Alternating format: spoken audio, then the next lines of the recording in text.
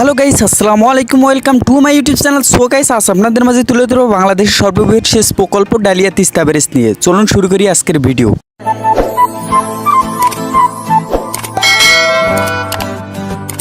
প্রিয় ভিউয়ার্স, আজ আমি আপনাদের মাঝে তুলে ধরার চেষ্টা করব তিস্তা নদী ও তিস্তা ব্যারেজের সংক্ষিপ্ত বিবরণ। তিস্তা নদীর সর্বমোট দৈর্ঘ্য 309 কিলোমিটার, তার মধ্যে 115 কিলোমিটার বাংলাদেশ ভূখণ্ডে অবস্থিত।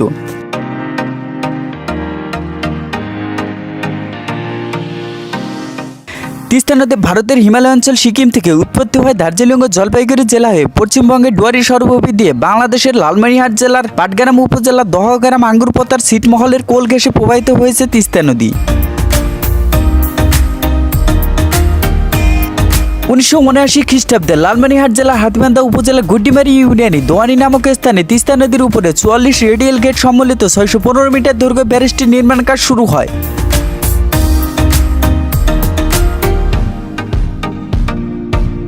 উল্লেখ্য 110 মিটার দৈর্ঘ্য হেড রেগুলেটরে 8টি গেট সহ মোট গেট 52টি এবং কাজ শেষ হয় 1990 খ্রিস্টাব্দে।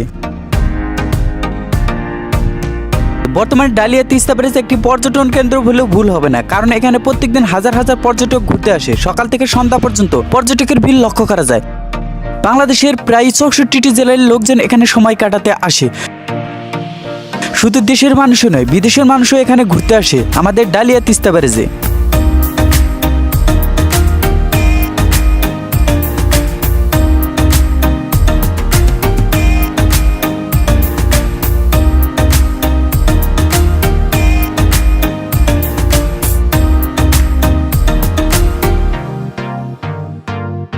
প্রিয় ভিউয়ার্স, আপনারা যদি মনোমুগ্ধকর ডালিয়া তিস্তা ব্যারেজ দেখতে আসেন তাহলে এখানে যেভাবে আসবেন। বিভাগীয় শহর রংপুর থেকে মাত্র 1 ঘন্টার পথ, দূরত্ব 60 কিলোমিটার। এখানে আসতে পারেন যে কোনো যানবাহনে। আপনাদের সুবিধার্থে বলে রাখি, আপনারা দুই দিক হয়ে আসতে পারেন বিভাগীয় শহর রংপুর থেকে। প্রথমত রংপুর লালমনিরহাট হাতিবান্ধা বড়কথা হয়ে, দ্বিতীয়ত রংপুর নীলফামারী ডোমার হয়ে। তবে এর মধ্যে নীলফামারী ডোমার ডিমলা হয়ে আসলে আপনি অল্প সময়ের মধ্যে আসতে পারবেন।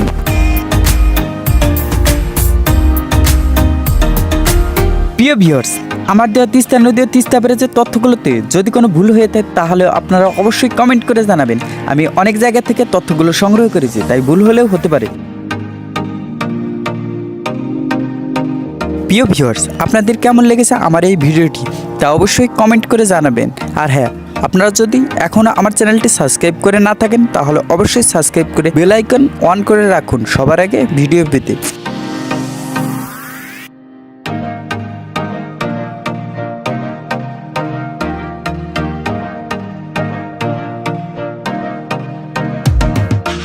সবার সুস্বাস্থ্য কামনা করে বিদায় নিচ্ছে আজকের মতন। আবারও দেখা হবে অন্য কোনো জায়গায় অন্য কোনো ভিডিও নিয়ে। ততক্ষণ পর্যন্ত সবাই ভালো থাকুন, সুস্থ থাকুন। আল্লাহ হাফিজ।